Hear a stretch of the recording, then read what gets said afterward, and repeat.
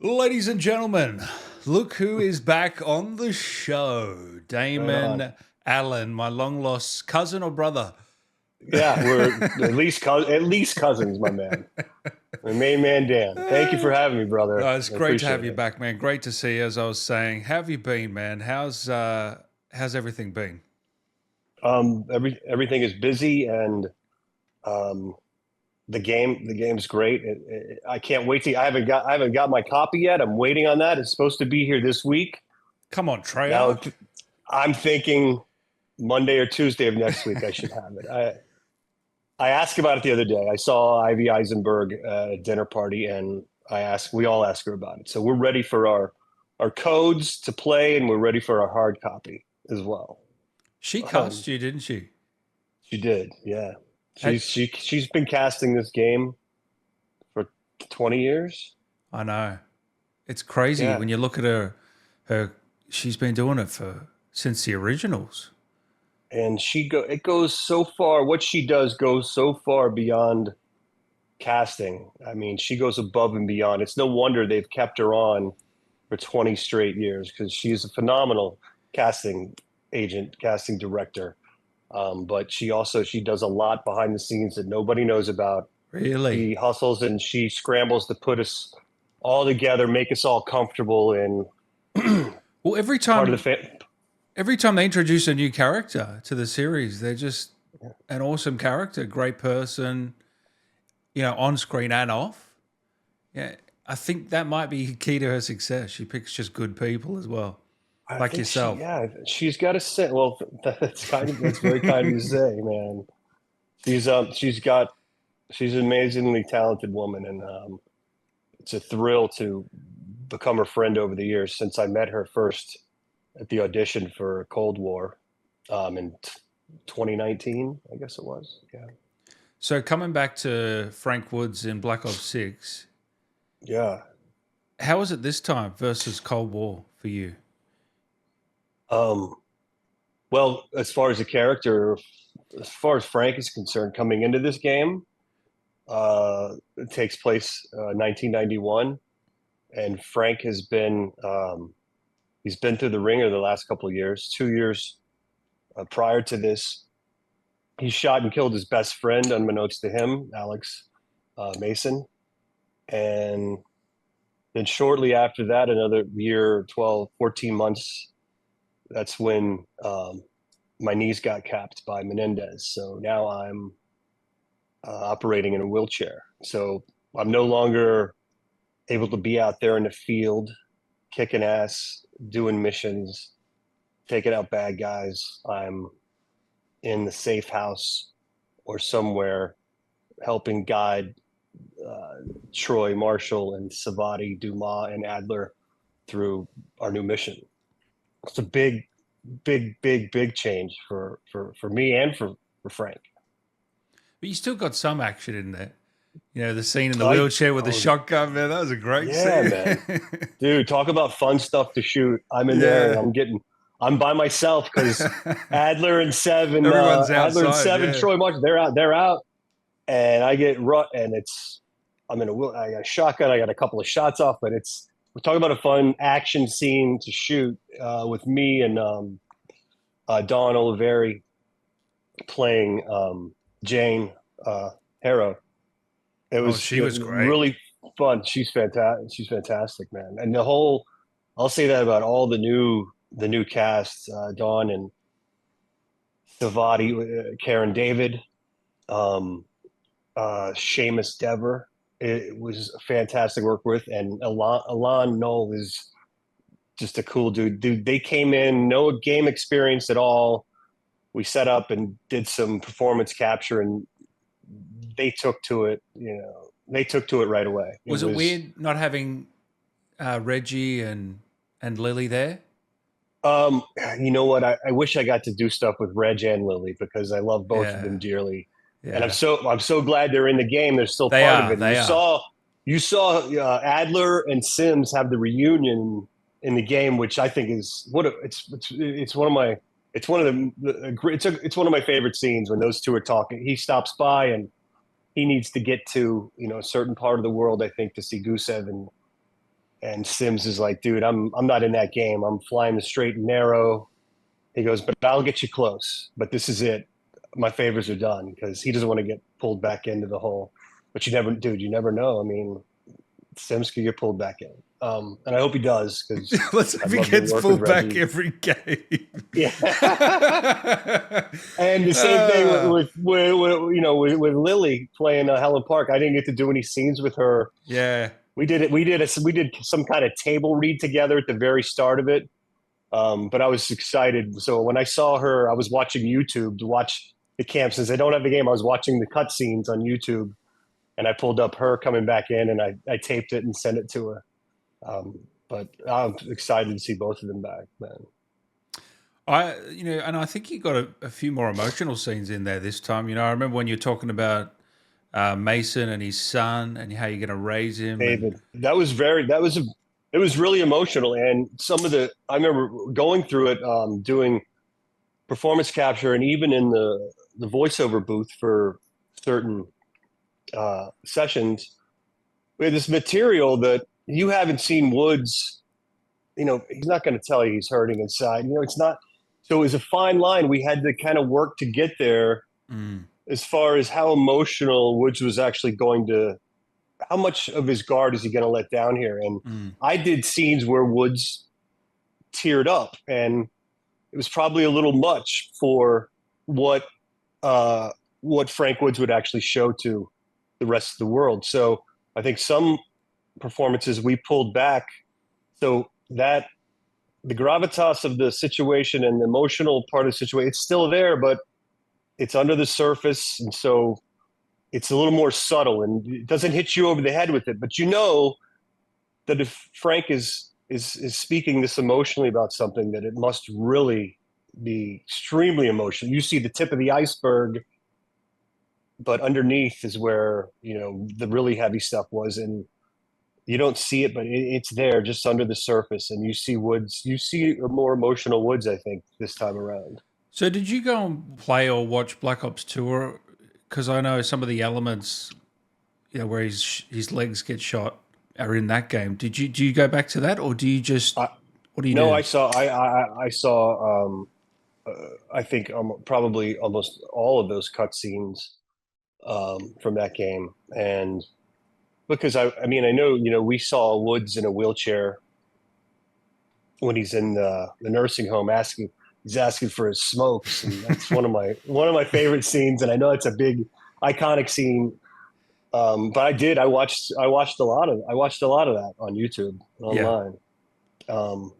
And then how it's written, we'll go in and there'll be, 5 or 10 or 15 pages to shoot in a week. And you get the script a week before and you go over the lines and you're like, all right, where is this in the game? And, we shoot out of order, and sometimes we'll shoot the beginning and then we'll shoot the end and somewhere in the middle. And then we come back and fill in.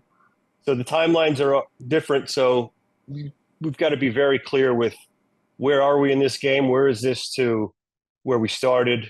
And, we get as much information as we can to be abreast of what's going on, I guess. So why do you think Woods trusts Adler so much in this one versus the first one? And what did they tell you about that? Did they ever go into specifics about that, or?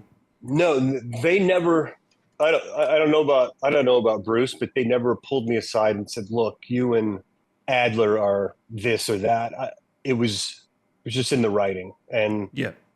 Bruce and I would take the script and we'd go through it and walk through and do some blocking, and we have our own relationship built over the past 5-6 years, and now we trust each other as human beings, and we certainly trust each other as actors. So I think the two of us kind of built the relationship of Adler and Woods in Black Ops 6 while we were shooting it. I think, Mm. and certainly, yeah, I think that certainly strengthened everything. So it made us tighter as friends, and it Well, you certainly think made us life tighter imitating art type of thing?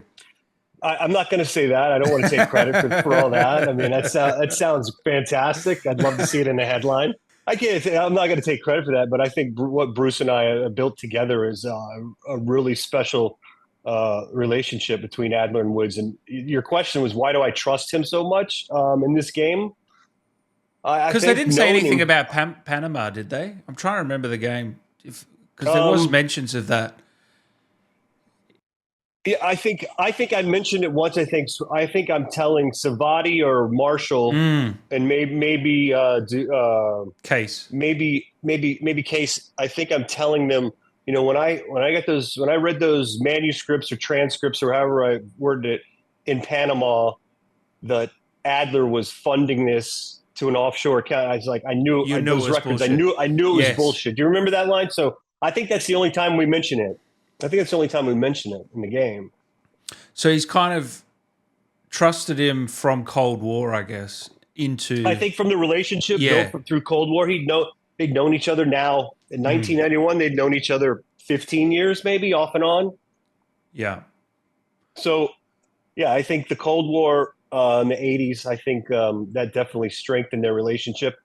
I think I knew what a loose cannon he could be and what a rogue agent he could be, but I also knew how smart and how good he was at his job, and I think that really that led me to trust him and believe that we could count on him to be part of our team.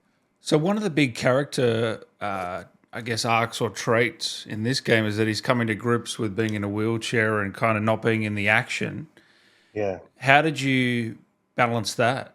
And also, you've got to be in the wheelchair as well as an actor, I guess, don't you?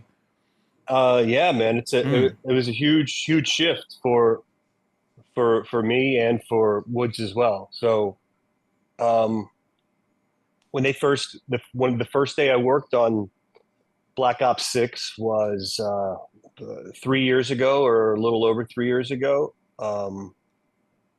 Natalie Porsky from Raven had called me and said, Woods is going to be in a wheelchair for this game.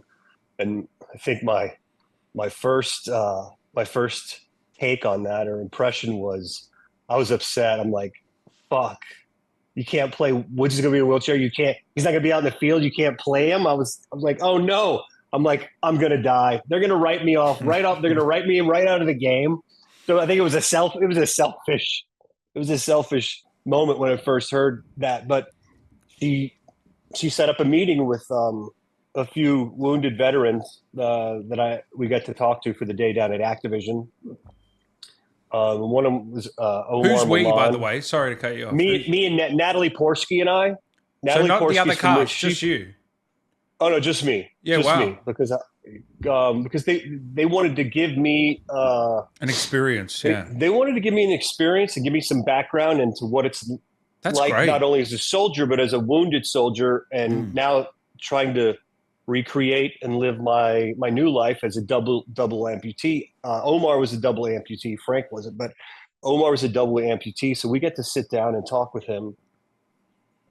We went to the stage at Activision, and uh, it was all day. We spent, I think, 3 or 4 hours just hearing Omar's story and how he got wounded trying to disengage a bomb, and how he wears two prosthetics, and those are kind of sore. You can't wear them all day, so most of the day he's in the wheelchair. So we heard his story, and extremely emotional day for Natalie and myself. I'm guessing a lot of tears.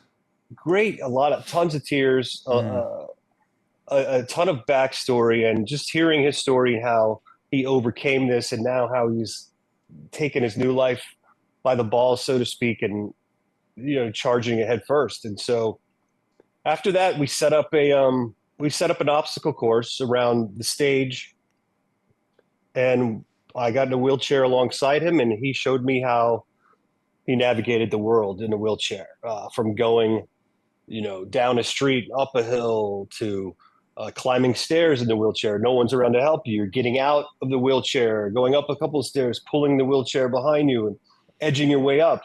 How you go off a curb, how you get into a car. How strong's the Um, upper body strength? Isn't it it, amazing? it, it's amazing. It's something to marvel at, because you're constantly picking yourself up with your two arms to get in and out of the shower, in and out of bed, in and out of your car, in and out of the couch, wherever. Mm. So navigating that really set a good base for emotionally and physically where Frank is starting this game in 1991. So What did you learn from his teachings that you brought into the game or your performance? What was one key thing? I think there were several key things. Well, first off, it gave me a new physicality to explore as Frank, and also a new mindset, being in the safe house and being the one who's guiding a team on a mission versus being the one who's in the field leading the mission. It's a big it's a big swing for Woods, and it's very so that part's emotional. And there's even stuff in the game where I'm about 8 months in on the wheelchair, so I'm still trying to learn how to live my life and set things up. And there's a scene where I'm with Troy and I'm dropping shit, and he's like, "Dude, calm down. You were dealt a bad hand." And we had this scene where Oh I'm yeah, I like, love that. Yeah, "We're gonna get dealt bad hands and all." Um, but it really set the love that. tone for how it was going to be emotionally and physically for the whole game. So that was all written. How you kind of get frustrated with the screen and throw it and all that. I love That that. that was written. Yep. Mm, Hmm. wow. Was there any other emotional moments on set that you had? Oh, dude. I mean, excuse me. No, you're I'm all an right. I'm an I'm an emotional person. I have emotional I was gonna experiences on the say, I daily. was gonna say, you're an emotional guy. You wear your heart on Oh your yeah, sleeve. Yeah. I feel it. I feel it. I feel everything. I feel everything, and which I think works if you're. I think that works to your advantage if you're an actor. So if you're that comfortable sharing your everyday emotions with the people around you in your everyday life, I think that opens it up. And as an actor, that's a that's a great base to have, because then you're not afraid to open up and be emotional in your performance. So for that, it certainly helped. Have you found, because when you first started, obviously the fans are a bit rabid and you're taking on a new Yeah, character. But has you found, I've seen that it eases off and they've kind of welcomed you with open arms in this yeah, game. I feel like, absolutely, yeah, absolutely. It's a total. It's almost. It's not a total 180, but it's almost a complete 180 isn't that from weird? how Cold War was received. Yeah, and I mean, I've said this. I've said this 1,000 times before, but I mean, if my favorite character from if it was a video game that I've been playing for 10 years, or say it was a TV show or movie series that I've been following, if my favorite actor and my favorite character was replaced, I would have lost my fucking mind. Who is this? But it's something that happens. Thankfully for me, it's something that happened. But it happened. Batman. How many characters have played Batman since Adam West? I mean, Christian Bale and Who's your Clooney favorite and Batman, Michael Keaton. by the way? I think it's probably Christian Bale. Same, yep, same here. Yeah, but anything that he does, man, I'm on board. Like I know. I love to watch. I love to watch his acting. He's so fucking intense. He's so good. He's so dialed in. Do you think He's you'd an actor. be? He's one of those actors that does. You can tell he does his homework, and he stays up at night worrying about how the first day of shooting is going to go, because he wants to come out of the gates kicking ass. And I think his performance has proven it. He'd probably be intimidating though, working alongside him on a film. Don't you think? Dude. I mean, yeah, Mm. it would be a dream. It would be intimidating because you're like, fuck, man, I don't want them to yell cut. Don't yell cut because of me. Don't yell. So, dude, in this game, I get sides to go in. I get I get sides. I get sides to go into performance capture, and this character is called. He's the head of the CIA. He's called Livingstone, and I see it's the character next to the character name. It's LDP. Oh, I'm like, what the fuck's LDP? yes, yes. And I read down the call sheet a little more. It's Lou Diamond Phillips, and I'm like, dude, wait I'm like, I'm doing multiple scenes with Lou Diamond Phillips, and I'm like, dude, I've watched Lou Diamond Phillips for the last 35 years of my life since, La Bamba in the 80s, and Young Guns. I've been a fan of Lou Diamond. So And they're good scenes too. You got to bring it. I get oh, dude, we get after each other. And the first day I met him, walking the stage, it's early in the morning. He just gets off a plane from LAX because he's flying in from shooting a TV show across the states or somewhere, and we meet, blah blah blah. Then we get our separate dressing rooms, get our gear on, and get makeup dots on, and we go out and we start doing the scene. And he's just learning. He's got the script. He's just learning the script. He's just learning his lines. And so the first time we do it, it's this and that. We're figuring out some blocking and where we want to be. And the second time it gets, a little bit better. And I'm like, what the fuck's going on? I'm like, how many takes are we going to do? So it gets to like the third, fourth take, and he's off book. And now he's making some serious actor choices, and he's fucking coming after me. Noticing things. And I'm going right after him. And like all of a sudden the fifth take, it's this magic. And I'm like, this is what I thought the day was going to be like with this. Wow. Isn't that funny? This seasoned pro, dude. He's such a seasoned pro. To watch him work that, and it was a matter of, those takes were like, it was a matter of 10, 15 minutes. And then here he was, and like, oh shit, Livingston came alive. This is the holy shit. This is where it's at. And so, yeah, to get after it with him was a dream come true. That was really special. Few days. Do you get starstruck? I don't think so. I don't get starstruck.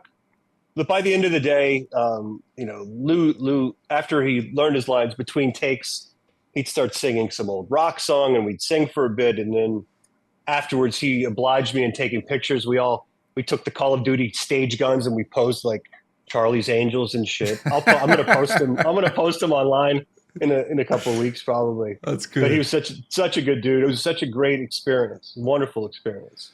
So I love that scene at the end, like the ending, basically the ending credit scene, where you kind of meet up. And I mean, so is that mole? I don't know how much you can say, but that's is that Jackson Kane? Dude, I don't know that I can say. Okay. I don't know that I know. I have theories like you and the rest of the Call of Duty community, and there's so many theories out there. But what excited me on a selfish level, I'm like, this kind of sets up a sequel, doesn't it? Does it not set up a sequel? I'm like, this sets up a sequel. We're coming back to work. Yeah, we're doing it again. Hopefully, we'll be doing it again. So you can confirm to me Bell's dead, right? Bell's gone, right? Well, dude, you've still got theories on that too? I don't have theories on that. I heard a theory. I heard a theory on YouTube watching a couple of cutscene clips. Yeah, that somebody had. I'm not going to say who it was because I'm not certain it was them, but they had a theory that Adler had given Bell the drugs, and the theory was along the lines that maybe Bell is still out there somewhere. Maybe they've been hidden away in some remote safe house or holding facility. But there was a theory that the Bell was still out there, and Bell and Case were possibly connected. Now, I don't know this to be true, but when I heard it, I'm like, that's interesting. It's like all the conspiracy theories you hear, half of them you're like, oh shit, that actually could be true, and the other half you're like, that's bullshit. And to be fair, some of the stuff they don't actually tell you, do they? Let's be honest here. Yeah. Oh no, God, no. They don't tell me at all. Yeah. I'm the last to know. I'm the last to know. No, yeah, Bell is Case. It would kind of be a cool or connected somehow, if not the same person, not maybe the same person, but maybe connected somehow, or maybe Who do you think, if we were to meet those characters, who should play them, do you think? Oh man. Like, have you ever thought about what they'd look like or what they'd sound like? No. I haven't. To make that, and that's a great idea. Has Activision, and have they thought about making them a playable character and giving them an actor that steps in and plays them? Have they thought about that? That's a great idea. All they've done. Well, every time we try to look, it's covered up. Like the face is covered up with a mask and everything. Yeah. In the missions, but Yeah. yeah, I'm just wondering if you had anyone in mind. You know, I'm free. I did. I don't free, have anyone in damn it. mind, but I'm free. are you? Yeah, yeah. Would you fly over? Would you fly Yeah, I'll over and do fly some over. cutscenes? Yeah, Okay. yeah. I don't know how the Australian accent would go in that world, but Oh, it'd work. You could pull it off. You could pull it off. I could do a terrible Australian, and you can do a terrible American. so were you back when you got cast in Cold War? Were you terrified day one? No, No. I wasn't.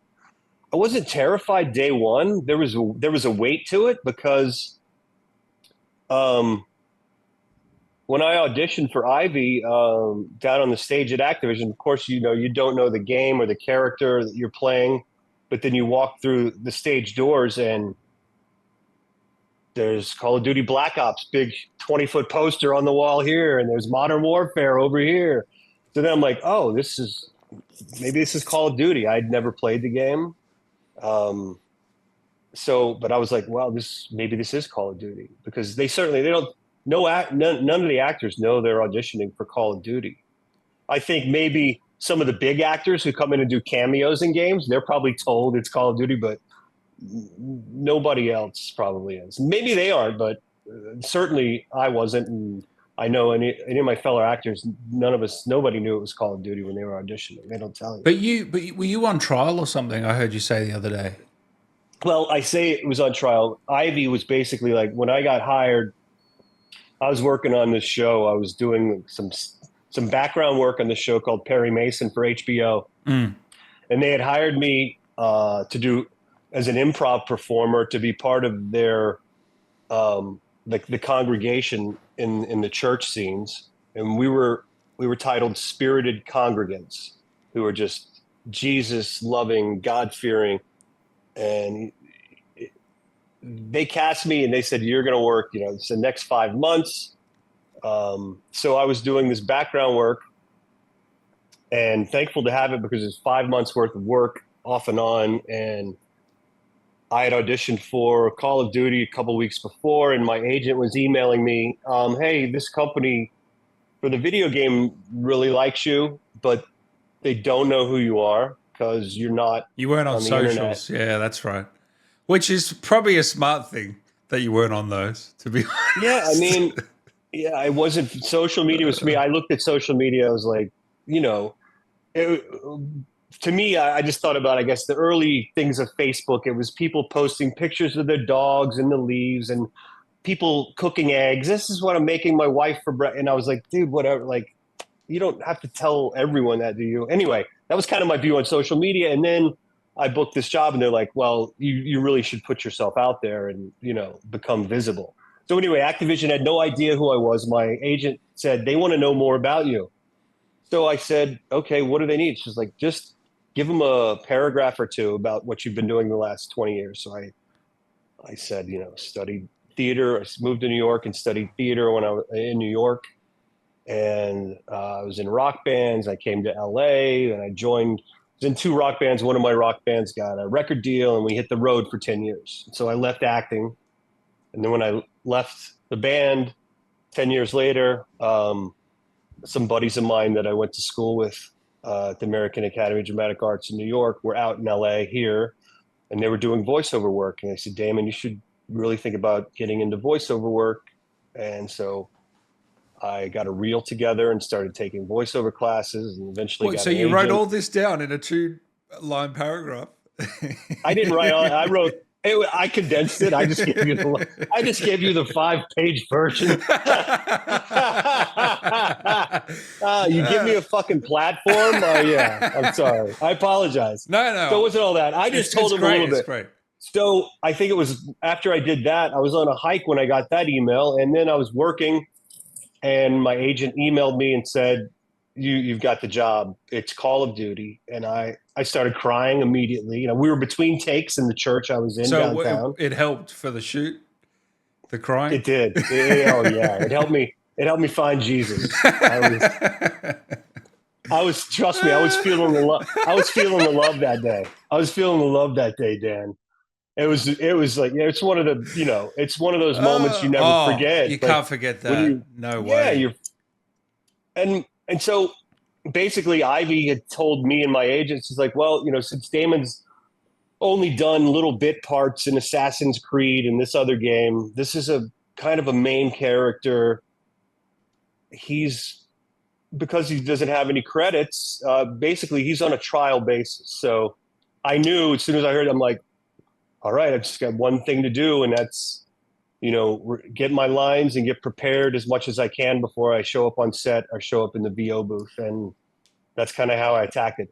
It wasn't, he's on a trial basis, but they're going to see like, okay, we're going to try you out and see how you work as this character. You'd only done Assassin's Creed 3, which was like 10 years. Assassin's Creed, I played Sinan, and I played about 30 characters that were that was 10 getting years shot with before. firing arrows. Yeah, this was like, I think this gig, I think I recorded Assassin's Creed, I think around 2016. It was only that. Oh, I thought it was I think longer. it was 2016. I thought it was 2015 or the beginning of 2016 when I went and recorded it. You sure it was Assassin's Creed 3? I'm pretty sure.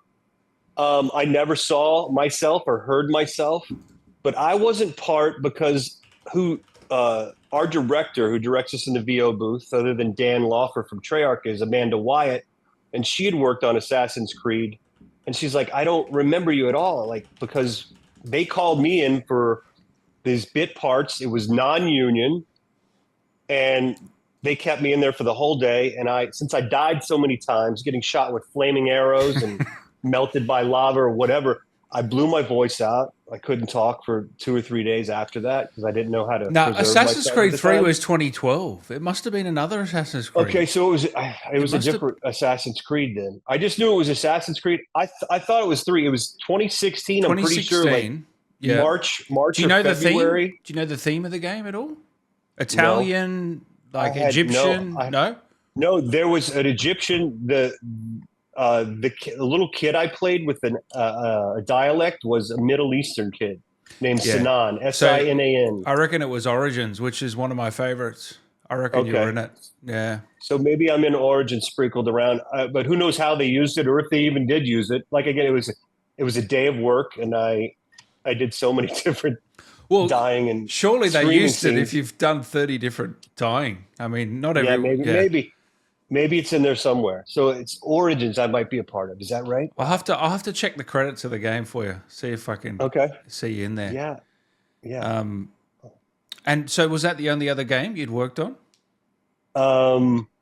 Assassin's Creed, and I did something for a Ubisoft game, but it was Ubisoft, I think it was. That's also Assassin's Creed. Yeah.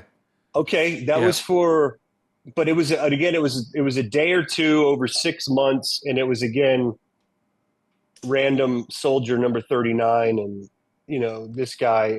It was extremely vague what I was doing, and I'm not sure of the game. But those two, like a military shooter, that was my only experience in video game voiceover at that point. I'd done some commercial stuff, voiceover.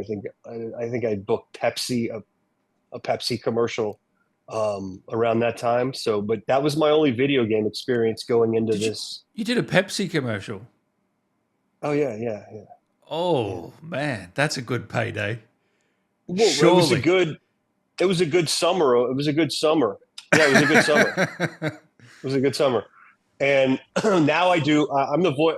There's a bread company over here called Dave's Killer Bread.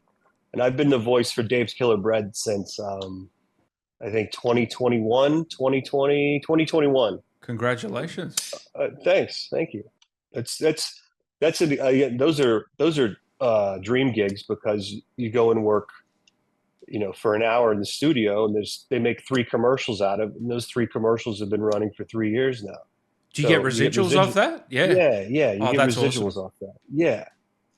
So hopefully, that contract's coming up at the end of the year. So hopefully there's be a renegotiation, and hopefully they'll keep running all three of them. Because it's really that's a sweet gig. What's the voice for that? Uh, it's it's Natural? it's no, it's not. It's very natural. It's just Yeah. the tagline is Dave's Killer Bread, bread amplified. The thing is, Dave's Killer Bread. I'm going to show you. They sent me a bunch of merch, and Oh, wow. they're they're out of Portland, Oregon, and they have this. This is their dude, Dave. This is Dave. It's Dave's Killer Oh, Bread. yeah. So he plays guitar. So he plays this So are you Eddie playing Van him? Halen type guitar. Are you? No, I'm not No, playing him. no.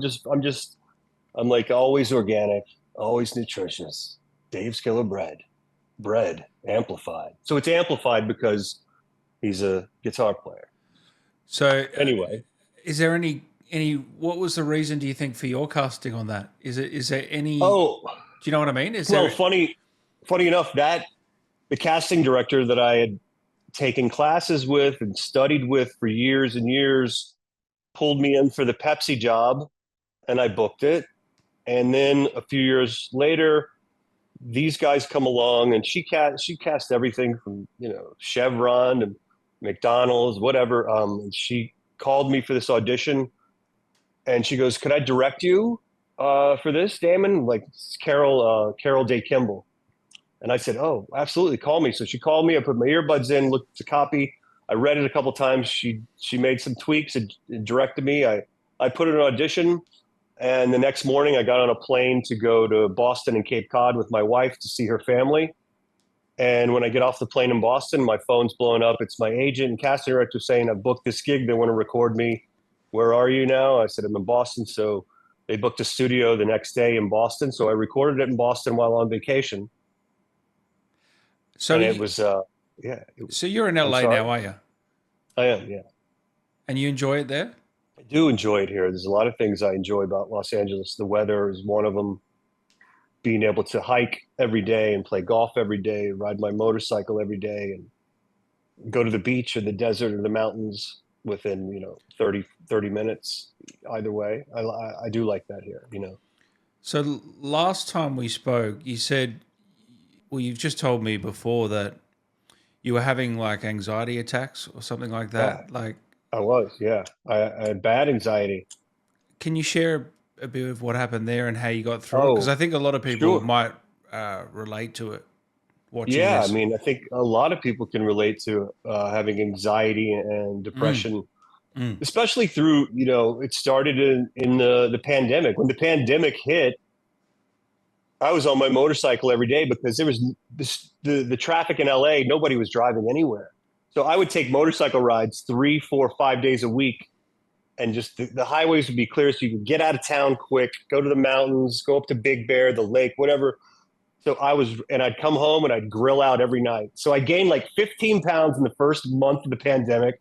Then we started recording Cold War from home because we couldn't go to the studio. So they sent us the Pelican box with recording gear in it, and we'd set Yep. it up here. Then we'd be on a Zoom call like we are now. Yep. I'd be with 4 or 5 people, and we'd do all the voiceover work for 3 or 4 hours, and then I'd pack the kit up, ship it. They'd have a driver come and pick it up. I'd say thank you, and 2 weeks later there'd be some more lines to record. That's how we did all of Cold War during the pandemic. Which is a blessing. Let's, you know what I It's mean? a blessing, because a lot of people were like, "Oh, there's not going to be a Call of Duty this year," like, and people were worried, I guess. And so, yes, during that time, I got hit with anxiety, depression, mental illness runs in my family. My mother suffered from it her whole life, so um, it's in my DNA, I guess you'd say.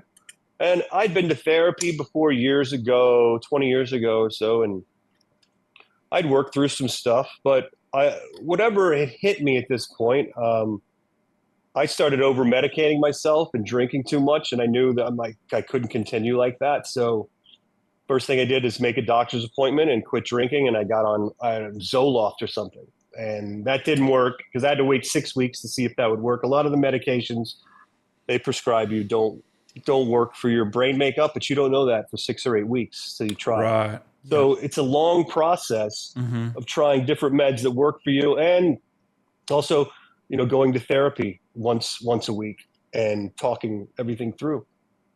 So that was about a 3.5 year uh, battle for me and my wife Kristen to go through with different medications, and then once the medications would calm me down, so I wasn't so anxietal, and because I couldn't drive my car, I couldn't ride my motorcycle, I didn't play golf, I didn't play music, I stopped playing music, I couldn't do anything. I was not happy about anything. But working through therapy, um, and the support of my wife got me through it. Support of my friends, my castmates. So when I started doing Cold War, excuse me, when I started doing Black Ops 6, I was unsure if I was able to actually go and perform as Frank Woods, because I couldn't perform as Damon Allen in my own home. So I was not Wow. comfortable around people at that time. It was very strange, and it's a thing that all you want from your psychiatrist is give you this magic Secret. pill, and oh fucking a, I'm glad that's over. There's no shortcuts, Dan. There's no shortcuts, my man. Yeah. You got to Yeah. go through this. You got to do the work. You got to work on yourself in therapy, and you got to lean on your family and lean on your friends. And I did that. It took a while, but thankfully, my wife and my best friend Brian, when I got the call to go to Activision to speak with Omar Milan and Natalie Porsky, I didn't want to go and do it. And my best friend told me, dude, tomorrow you get up, you put your fucking jeans on. He's like, and you go down there and you kick ass. He's like, no reason not to do this. He's like, this is going to help you. You think you're scared of it now, but once you get there, you're going to be just fine. As soon as I got there, I was fine. Anxiety left the building. I was in with Natalie and Omar for the whole day, and then I left and went home. Got anxiety at night, but I was glad I went. It was a step in the right direction, and I was fortunate enough. I got called to do some stand-in work for this actor named Bill Camp on this new show that Apple just put out. It was called Presumed Innocent, and I Oh was yeah, with Bill Jake Camp's. Gyllenhaal. Yeah. Yeah. Yeah, I was Bill Camp's stand-in for 6 months on that show. Oh wow. That helped pull me off the couch, get me to the real world around people every day, or at least Mm. 3 or 4 or 5 days a week for 6 months. And then that's when we started working on Black Ops 6 too. So that was helped building myself back up with confidence, coming back to the wonderful person that I am today. I mean, that helped me at going to work every day. But my wife and my best friend, they were like, dude, you have to get out of the house. You've got to go and put your toes in the water. And I did. And that helped me get out of it. So that all kind of came together at once. Was there anything specific that your wife and best friend did, or is it just simply being there for Being there, someone? Is that the it's key just thing for? yeah. It's just Yeah. like, I think with any relationship, if your uh, your best friend or a friend or your lover or partner, whoever it is in your life, allowing them to hear what you're going through and being patient, Mm. because uh, I was not patient with anything. I You're getting frustrated. I could oh I was frustrated because I wasn't living my life, dude. I wasn't, Mm. because I if I don't have work or anything for a few days, I've got so much shit to do. Whether it's go on a hike to this mountain or drive my motorcycle here, or go Keep meet some busy. friends for Yeah. lunch. Yeah. Be busy. I fill up my day, man. I go mountain biking. I play my drums. I play guitar terribly, but I still do it. But I fill my day up. I've got plenty of creative things to do, and I couldn't do any of those at that time.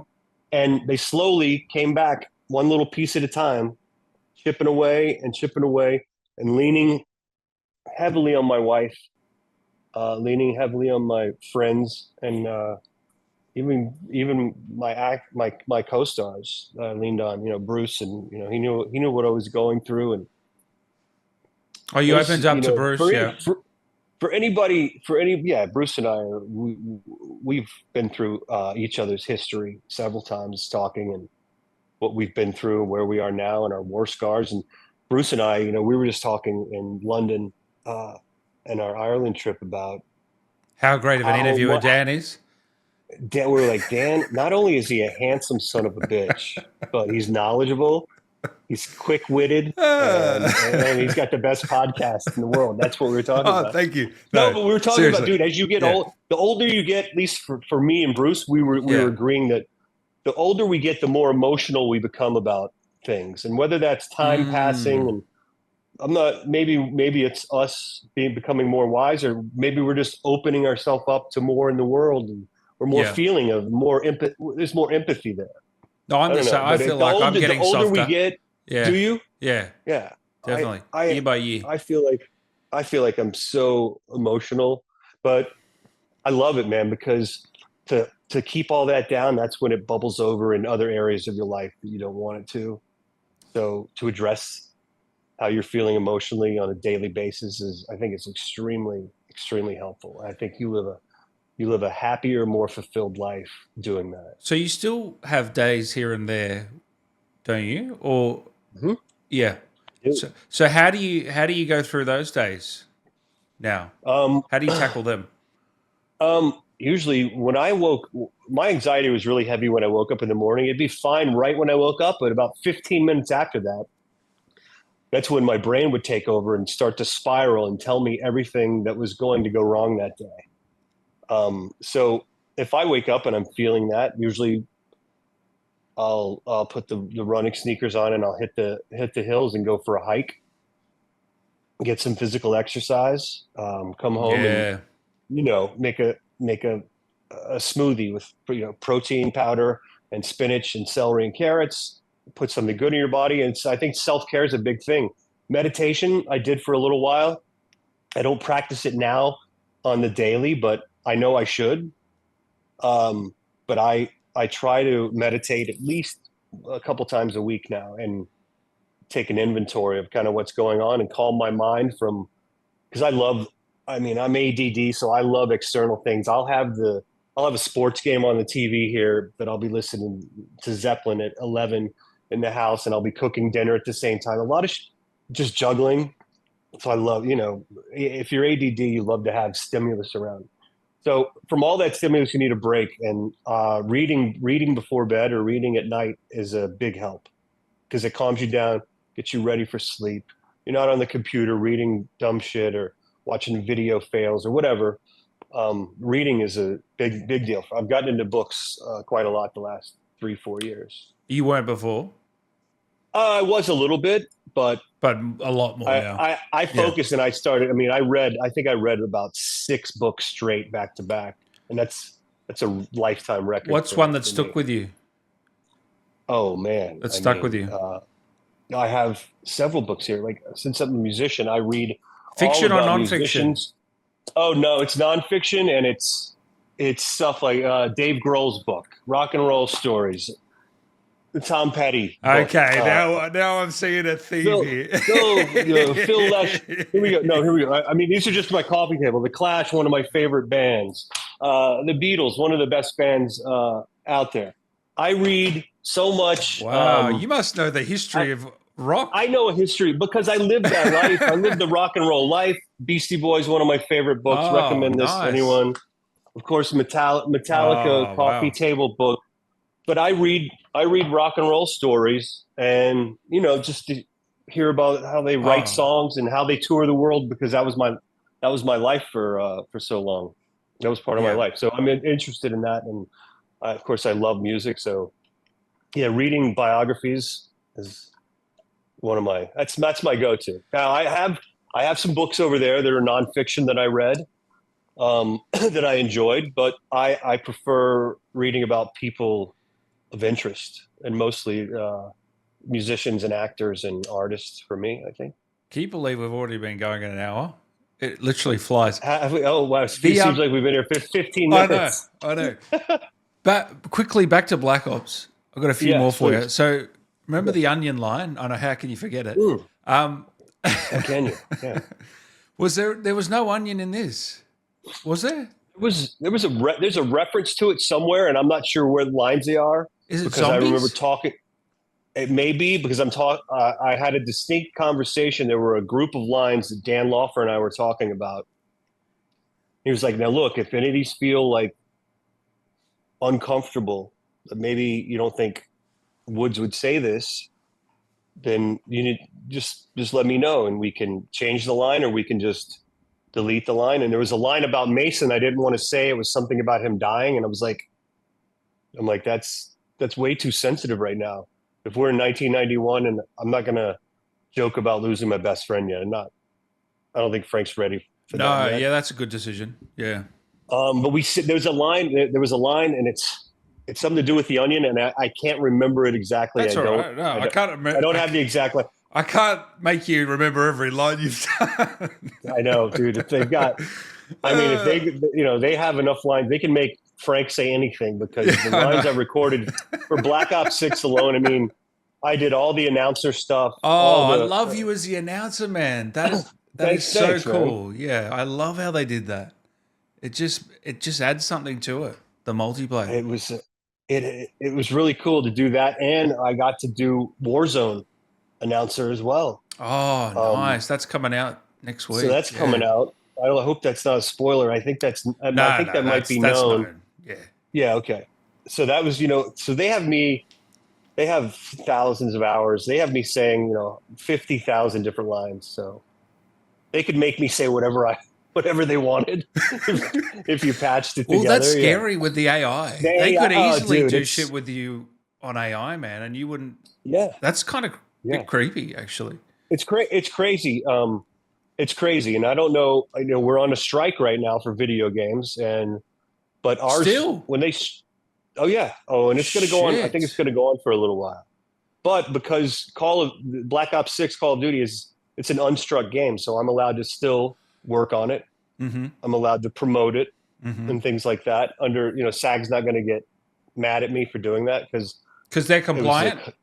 It was a contract that they did over 4 years ago before they started the game with SAG. So good. The strike just started at the end of July, 25th or 26th, I guess it was. And that's for protection of AI? It is. Yeah. It is. And California just passed this law that actors are protected under the AI provision. So that's not the protection that we're looking for. That I think that certainly helps. California passing that law, but moving forward, it's new territory that we have to negotiate as actors, because I mean, the way we're headed with AI, it's not only going to replace actors, it's going to replace everyone. You're going to pull up to McDonald's and it's all robots. You're going to type in what you want on the screen and you're going to pick it up at the window. Nobody's going to be inside. It's going to be automated, right? Eventually, everything's kind of automated. So I think it's just part of being an actor in 2024. You have to you got to go with the flow. And I don't want to say, survive or die, but you have to adapt. You have to adapt or do something else. So I hope that AI doesn't take over our voices. I mean, I can see AI helpful in several aspects of creating movies and video games, but I don't think we're ready to replace all the performers. I think that's just stupid, honestly. Because I don't think it. I mean, maybe AI in 5 years or 10 years will be so developed that they can dial in a performance where it might be believable as an Oscar-winning performance of Pacino or whoever. But I don't think it's there. So I still think we're certainly essential to bring life to these characters in these games and movies and things. I reckon the devs of Black Ops 6 watched our last interview, because if you go back and there's all this stuff like, I really hope that you and Sims and Lily get to come back, and I hope this and that, and it's all in the new game. It was hilarious just going back and watching it. That's and I'm thinking, now this is completely. So did you get a writing credit? No, did you get a writing credit on that? Oh, you sadly didn't? not. No, it's all bullshit. But you know what I mean. Yeah, I do. So the ending. Do you think Case and Jane Harrow are alive? You can, tell us everything. I think Case and Jane Harrow are alive. Come on, they're I mean, not dead. Come on, you I can't think they tell me could be they're alive. dead. You can't tell me I'm not they're gonna. dead. I'm not gonna sit here and tell you they're dead or alive because I don't know the answer one way or another. All I know, which we mentioned before, I think was the ending sets up for a brilliant sequel. I mean, it sets itself up for a sequel. If I don't know if Jane or in Case are alive, and I don't even know if they've determined that yet. I'm sure they've started working on the next game. I don't know who, or I don't know what part of the writing process they're in, but they've certainly thought about it. So the way they left it open at the end seemed like it could roll into a sequel. That's kind of my first impression of seeing it. I've only watched it once. I can't believe I've only watched it once. I've only watched it once because I'm waiting for the game that I'm going to get in the next week. So I'm waiting to play and go through it myself. So when it came slow out, pace. did you watch all the cutscenes in like one of the movies on YouTube type of thing? Yeah. Yeah. But I have all those cutscenes on the stage. I have my own picture and my own video of all those cutscenes on my phone. Really? Yeah, because before we Wow. roll, I take my camera and I set it up. I point it at us, and That's sometimes awesome. we watch replays on the stage to Oh, see what our blocking looks like before we do another take. So there'll be a giant there'll be a big screen here. It'll be cut into the 4 cameras that are out there. There's usually 3 cameras on tripods on the stage as well, shooting yeah. different angles, and then there's one cameraman walking around and through everybody. So we get to watch the replay before we shoot again to see what happened and be like, well, maybe you could have moved in or you could have faced this way so you're all on camera here. So when we watch it, we'd go and watch the thing. And so I'd go up to the monitor and I'll record that. So there's 4 different camera angles of us on the You've got performance that. capture stage. Oh, Yeah, that's I have those. sick. And they're very cool. They're very, I'm like, nobody minds, do they? Yeah, I ask, and then I just start shooting. So I've got scenes that are like 5 minutes long, and it's 2.5 takes or 3 takes of the same scene. But I'm going to go through and edit that, and I'll be sharing that with the world. But Oh, please, not yet, share it with because me if you can. I want people to be able to. I certainly don't want to be the dude to spoil anything for anybody who hasn't finished the campaign or the story yet. So I'm give waiting people for time. Yeah. for sure. Yeah, and The, myself, I want to play. You haven't even played it. I haven't played it, so that's why I've only watched the ending once because I'm waiting to play it here at home. But you beat Cold War. You played through that, didn't you? I did, yeah, I did. What ending did you get? Do you remember?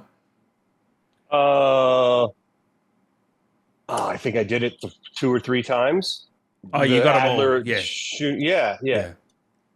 Yeah. And we talked in our last one. It was one of the funniest moments in our last interview where you're asking me about we're on the helicopter and you can either help Lazar or you can help Helen Park. And I remember the first time I just fucking helped myself and I took off without rescuing either one. I was worried about saving my own ass because I'm not that strong of a player. That's hilarious. So I'm like, I'm fine. I want to get out of here alive. And the second time I saved Helen. I grabbed Helen. It's like, sorry, Lazar. Love you, buddy. Love you, Damon Dayu, but I'm taking Lily with me. Yeah, the first time I split without anybody. I was just worried. I'm like, I'm taking fire here. And here's an escape. Can you also just give me a quick, if you remember the scene with the Reagan scene from Cold War? What you remember about that? Is that weird? Because he was spot on. Dude. He was fantastic. Do you remember his name? Jeff. Jeff. I don't remember his last name. I can't remember his last name, but he was one of these old season voiceover guys, seasoned pro for the last 30 years. And he did a lot of impersonations. And seeing him when he came right up to me for some reason. I guess I looked friendly. He came right up to me and because he had his mocap suit on and the helmet, and He goes, I don't know how to fucking move in this thing. I said, dude, I said, none of us do, but I said, what we're gonna get in here. We'll do this scene, and after you do it one or two times, then you'll be like, you'll be fine. And but to hear him do, because when we were just sitting there running lines, he was talking like this, and all of a sudden he goes into this Ronald Reagan jelly bean. I was like, Reagan just came back to life. And working with Piot Michael, who played Hudson. Oh, he could probably do Reagan too. He's Piot, he does everybody, dude. He does Biden well. He does Biden very well. He does well. Biden. He did Biden for, I think, the last 4 years. He was on Jimmy Kimmel at least 2-3 nights a week, because they do these sketches, and it would be Joe Biden talking to Trump or Joe Biden talking to somebody. That's him. And yeah. Piot would go on there, and he just kills it. He's fantastic. Just kills it. So Piot, his impersonations are so spot on. His Jeff Goldblum is fantastic. His Christopher Walken. He even did a Morgan Freeman. That was incredible. His Morgan Freeman is good. But the wild thing about Piot is I'll hear Piot on an insurance commercial or a movie trailer, and he's doing a completely different voice, but it's not Piot, it's not Hudson, it's certainly not Jeff Goldblum or Chris Walken. He's doing like movie trailer guy, and it sounds like, oh, it's this Geico motorcycle insurance commercial for Geico he was on, and hearing him, he's like, it just sounds, he's so versatile and such a gifted human being. And I got to run into one of my last sessions for Black Ops 6. Piot was in the session behind me, and I came out to the little snack room or whatever from recording, and he was there. So I get to catch up with him for a half an hour. I haven't seen him for a couple of years. We keep in touch on Instagram, but I haven't seen him in person. So we got to hang out, and so glad to see him back and doing some Black Ops 6 work. He's so talented. Anyway, that whole scene, where we sit down at the table. Well, so when he comes in, it was heavy. He was President Reagan, man. As soon as he started talking, it was extremely believable. You're like, wow, this dude just morphed into Ronald Reagan from 1981. Just weird, isn't it? Yeah. I did a video all president scenes in Call of Duty games. So every president for the I'd like to see that, dude. around the election, I thought, oh yeah, people watch this and it's doing well. Yeah. But I was just watching all the Reagan scenes, and it's just that was a great scene, got to say. Yeah. Just a cool scene. And I was thinking, I wonder in 50 years if they'll, because probably Call of Duty will still be going. It'll be number 70. Sure. Yeah. I wonder if we'll have, Obama and Biden and all the new presidents in 50. Well, we got to see a little bit of we got to see a little bit of Clinton in this game, right? At the beginning, in the first one of the first trailers that came out, or the big trailers that came out, we got to see some Clinton and some George Bush, the first Bush. Yeah. That's cool. So you did a video of all. I'd like to see that. Yeah. I have to check it out. Last one, and thanks again for your time, man. We really appreciate it, man. It's my pleasure, man. We're going to do this again, don't you? Yeah, I'd love to. We should try to do. I don't know if you're interested, but we should try to do a group, Black Ops 6 group. We should. If we could get 3, maybe 4 of us to come on and talk to you for an hour. I mean, I think I know a couple of actors in Black Ops 6 that would be into that. That's another thing I'm really looking forward to, because we couldn't really promote Cold War, and I was a new character. Now I'm being hit up for a lot of the Comic-Con type events. Oh, nice. To go and meet fans, and so I'm really looking forward to doing that starting in the next couple of months. I'm talking with a few agents right now to start doing that, because I'd love to go out and connect, meet the fans, and spend some time with them. Hopefully they get you out to Australia one day. That'd be good. Dude, give me a reason. I'm not scared of a long plane ride, Dan. If you give me a place to crash, brother, the beers and everything is on me. Oh yeah, you can stay here, but I'm sure they'll put you up. Dude, But yeah, I'd love to come to Australia, man. I've been dreaming last of that. last one. What do you want people to take away from your performance in Black Ops 6? What I want them to take away from my performance, I hope that um, people playing the game get. I hope there's. I hope they. I hope they're. I hope they're. I hope they're entertained. I hope it's a fun experience, and I hope it lets them escape from uh, whether it be uh,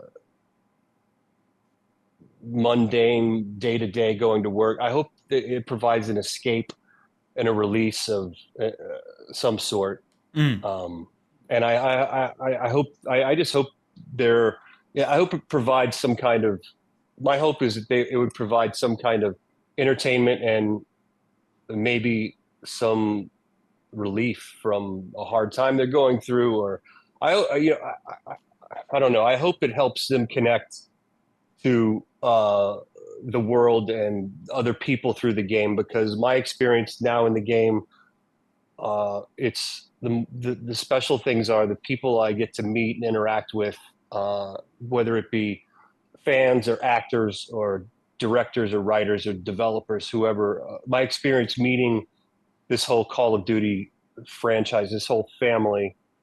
Um, Not a day goes by, dude, that I'm not extremely thankful for this. I've had a lot of really cool jobs in my life. When I was studying, when I was studying theater in New York in the '90s, my day job was a bike messenger. So I was on my mountain bike in the streets of Manhattan for 8 hours a day. I'd pack up, I remember you telling me um, this. Yeah, I'd pack up spaghetti and put it in yeah. my messenger bag and hit the streets, and I'd be gone all day. I was in the best shape of my life. I lived on a seventh floor walk up down on Thompson Street at the time. I thought that's one of my favorite jobs I've ever done. Now, at my age, I'm not going to be a bike messenger anymore. Later on, I got to be a touring rock drummer for 10 or 12 years of my life, and that was one of the greatest jobs I think on the planet. And certainly now, since 2019, um, to given the opportunity to be in this game, this character. This is a dream. It's a dream come true, brother. Mm. It's one of the funnest gigs, and not a day goes by that I'm not thankful for it. And everybody I work with, from, like I said, developers to writers to directors and actors, it's a blessing. It's a blessing, man, and I certainly appreciate it, and I hope I can stick around and do it for years to come, because it's a damn good gig. And I can hear the passion. I can see the passion, Yeah, and I felt the passion in this performance, man. I thought it was thank you did a fantastic job with this one, and you. I hope you can do it for many years to come. Is there anything you want to say to the fans quickly? I'd like to say thank you for your support. Thank you for playing the game. That I hope you'll keep playing it, and I hope we get to do it for many years. But first and foremost, thank you, thank you for being so supportive and welcoming me into the world, this world. Thank you, man. Guys, make sure you Thank you, follow Dan. Damon on Instagram. Anywhere else, or just Insta? No, no, just Yep, Instagram. beautiful. And send him your art. He loves Appreciate to it. post and repost I it, and do, there's some great stuff out there that I've seen already. Some talented son of a bitches out there. dude. I tell you what, It's amazing what they're able to do. I see these things. I'm like, wow, this is next level. there's And also some weird stuff, but you know, dude, of course, it's all part of it. And art, as you know, is Ah, everything. It's subjective, Dan. It's yeah, no, subjective, I bro. shouldn't So say weird. I just shouldn't because say somebody weird. hates it, Yeah, yeah. somebody hates it, somebody it's their favorite. You never know. So I No, like seeing it all. yep. Comments and all, positive, negative. I like it's all part of it. It's all part of the process and all part of the journey. And I'm here for it, man.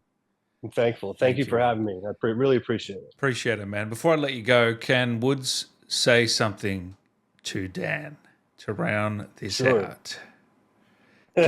Or it could be the war zone, or whatever you can think of. Yeah.